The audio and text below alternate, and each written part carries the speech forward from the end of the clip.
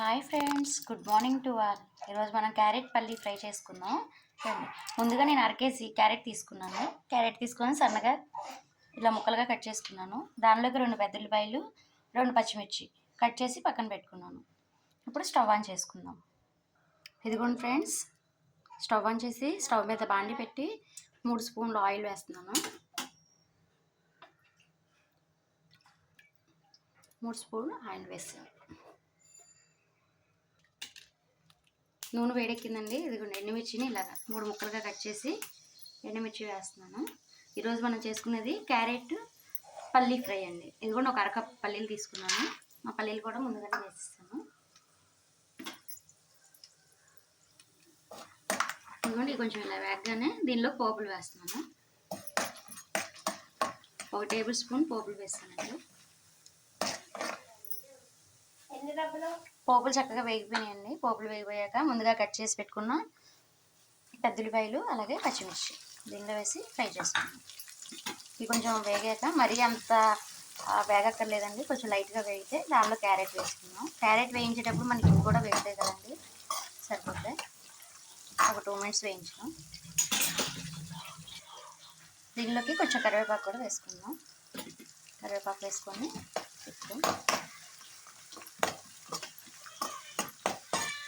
కొంచెం వేగితే సరిపోతుందండి. కొంచెం వేగగానే దీనిలో క్యారెట్ ముక్కలు వేసుకుందాం. అందుకని ఇవి వేగిపోయినాయి. ఈ విధంగా వేగాక దీనిలో మనం ముందుగా కట్ చేసి పక్కన పెట్టుకున్న క్యారెట్ ముక్కలు వేసుకొని బాగా కలుపుకుందాం. బాగా కలిపి మంట హై ఫ్లేమ్లో పెట్టి వేయించుకుంటూ ఉన్నాం.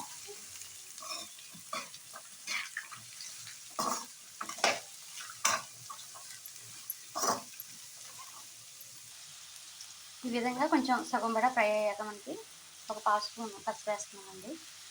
ఒక 1/2 స్పూన్ పసుపు వేసుకొని చక్కగా కలిపేస్తున్నాం.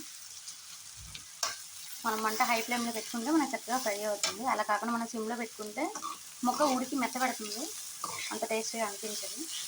హై ఫ్లేమ్లో పెట్టుకుంటే దానిలో ఉన్న వాటర్ అంతా డ్రై అయిపోయి ముక్క చక్కగా ఫ్రై అవుతుంది.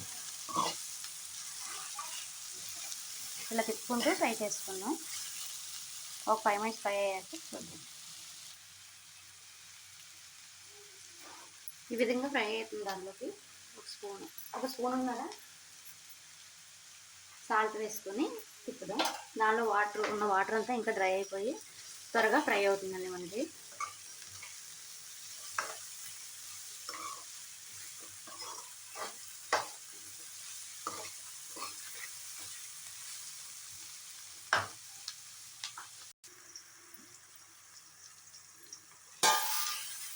ఈ విధంగా ఫ్రై అవుతుంది కదండి, మూత తీసేసి కలుపుతున్నాం. ఒక స్పూను అల్లం వెల్లుల్లి పేస్ట్ అండి మేము వేసుకుంటాం దీనిలో. చాలా బాగుంటుంది స్పైసీగా. అల్లం వెల్లుల్లి పేస్ట్ వేసి కలుపుతున్నాను. ఆల్మోస్ట్ ఇది ఫ్రై అయిపోవచ్చిందండి. ఇంకో 5 మినిట్స్ అయితే కంప్లీట్ అవుతుంది. చూసారుగా, ఈ విధంగా మనం తిప్పుకుంటూ ఫ్రై చేసుకోవాలి.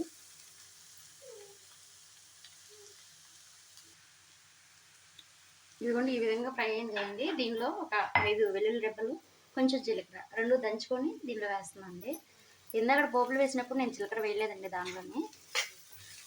ఈ జీలకర్ర వెల్లుల్లిపాయలు లాస్ట్లో ఇలా వేసుకుంటే చాలా కమ్మగా ఉంటుందండి. అంతే అండి, ఇది పూర్తిగా ఫ్రై అయిపోయిందండి. చక్కగా ఒక 2 మినిట్స్ ఉంచుకొని కారం వేసుకుందాం.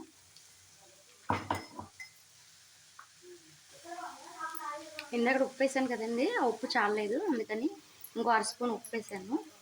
ఉప్పు వేసి కొంచెం కలుపుకుందాం. సాల్ట్ వేసుకొని చెక్ చేసాను ఎలా ఉందా అనేసి. సాల్ట్ అయితే చాలలేదండి, అందుకని మళ్ళీ మధ్యలో యాడ్ చేస్తున్నాను.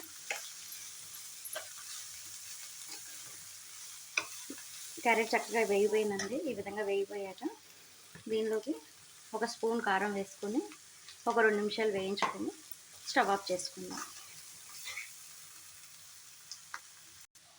ఇదిగోండి, ఈ విధంగా ఫ్రై అయిపోయింది. ఇప్పుడు స్టవ్ ఆఫ్ చేసుకొని సర్వింగ్ బౌల్లో తీసుకుందాం. ఇంతే అండి, క్యారెట్ అలాగే పల్లి రెండు కలిపి ఫ్రై రెడీ అయిపోయింది.